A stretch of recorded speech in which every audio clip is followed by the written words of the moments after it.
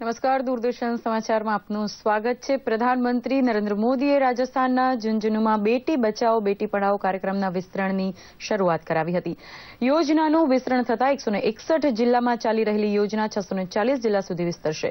પ્રધાનમંત્રીએ મહિલાઓની સિદ્ધિને બિરદાવી હતી તેમજ રાષ્ટ્રીય પોષણ મિશનનો પણ શુભારંભ કરાવ્યો હતો. બેટી બચાવો બેટી પઢાઓ કાર્યક્રમ માટે ઉત્તમ પ્રદર્શન કરનારા જિલ્લાને સન્માનિત પણ કર્યા હતા. આ સન્માન ગુજરાતના અમદાવાદ જિલ્લાને પણ મળ્યું છે. બેટી બચાવો બેટી પઢાઓ અંતર્ગત ઉત્કૃષ્ટ કામગીરી માટે અમદાવાદ જિલ્લાના કલેક્ટર અવંતિકા સિંઘે પુરસ્કાર સ્વીકાર્યો હતો.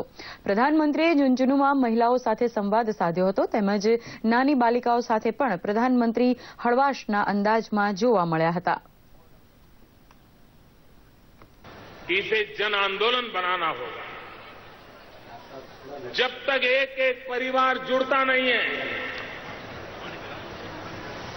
और जब तक मदर इन लॉ सास उसका नेतृत्व नहीं संभालती है और एक बार सास कह दे कि घर में बेटी चाहिए, किसी की ताकत नहीं है कि वो बेटी के साथ कोई अन्याय कर सके.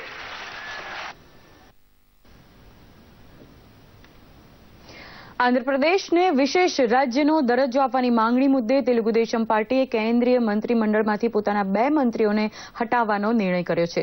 ટીડીપીના 2 કેન્દ્રીય મંત્રીઓ અશોક ગજપતિ રાજુ અને રાજ્યમંત્રી YS ચૌધરી આજે રાજીનામું આપી શકે છે.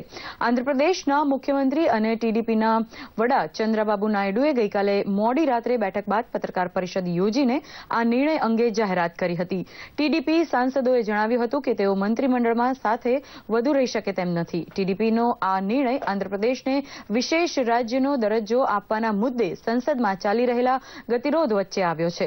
ટીડીપી સાંસદો અને એમએલસીએ મંગળવારે મુખ્યમંત્રી ચંદ્રબાબુ નાયડુને ભાજપાના વડપણ હેઠળની સરકાર સાથે જોડાણ તોડવા માટે સલાહ આપી હતી. તો આ તરફ આંધ્રપ્રદેશને વિશેષ રાજ્યનો દરજ્જો આપવાની માંગને લઈને ટીડીપી છેલ્લા ઘણા સમયથી નારાજ હતા. સંસદમાં પણ આ મુદ્દે ટીડીપી ગતિરોધ કરી રહી છે. આ બધા વચ્ચે બુધવારે નાણામંત્રી અરુણ જેટલીએ આ મુદ્દે સરકારનું વલણ સ્પષ્ટ કરતા જણાવ્યું હતું કે 14માં નાણાં પંચના જણાવ્યા મુજબ કોઈ પણ રાજ્યને વિશેષ રાજ્યનો દરજ્જો આપવાનો નથી. જોકે તેમણે સ્પષ્ટ કર્યું હતું કે પૂર્વોત્તરના કેટલાક પહાડી વિસ્તારોને મળનારી કેન્દ્રીય 90% મદદ આંધ્રપ્રદેશને પણ મળશે. 1993ના મુંબઈ બોમ્બ ધડાકાના મુખ્ય આરોપી અંડરવર્લ્ડ ડોન દાઉદ ઇબ્રાહીમની નજીક ગણાતા મુસ્તાક મોહમ્મદ મિયા ઉર્ફે ફારૂક ટકલાની સીબીઆઈએ દિલ્હીથી ધરપકડ કરી છે. 1993 મુંબઈ બોમ્બ ધડાકા બાદ 1995માં ફારૂક ટકલા વિરુદ્ધ રેડ કોર્નર નોટિસ ઇસ્યુ કરવામાં આવી હતી. 1993 બાદ તરત જ ફારૂક ભારતમાંથી ભાગી ગયો હતો. ધરપકડ કરાયેલા ફારૂકને સીબીઆઈ ઓફિસે લઈ જવામાં આવ્યો છે, જ્યાંથી તેને ટાડા કોર્ટમાં રજૂ કરવામાં આવશે, જ્યાં સીબીઆઈ ફારૂકના રિમાન્ડની માંગણી પણ કરી શકે છે. આજે ફરી એકવાર સંસદમાં વિપક્ષના હોબાળાને કારણે સંસદની કાર્યવાહી ખોરવાઈ ગઈ હતી. લોકસભા અને રાજ્યસભામાં વિપક્ષી દળના સાંસદોએ હોબાળો મચાવ્યો હતો. ટીડીપીના સાંસદોએ આંધ્રપ્રદેશને વિશેષ રાજ્યનો દરજ્જો આપવાની માંગ સાથે ભારે સૂત્રોચ્ચારો કર્યા હતા, તો ટીએમસીના સાંસદોએ પીએનબીના મુદ્દે હોબાળો કર્યો હતો. આ તરફ કાવેરી જળ વિવાદને લઈ એઆઈએડીએમકેના સાંસદોએ હોબાળો કરતા સ્પીકર સુમિત્રા મહાજને લોકસભાની કાર્યવાહી દિવસભર માટે સ્થગિત કરી, તો રાજ્યસભાની કાર્યવાહી ચેરમેન દ્વારા બપોરે 2 વાગ્યા સુધી અને ત્યારબાદ 3:30 વાગ્યા સુધી સ્થગિત કરવામાં આવી હતી.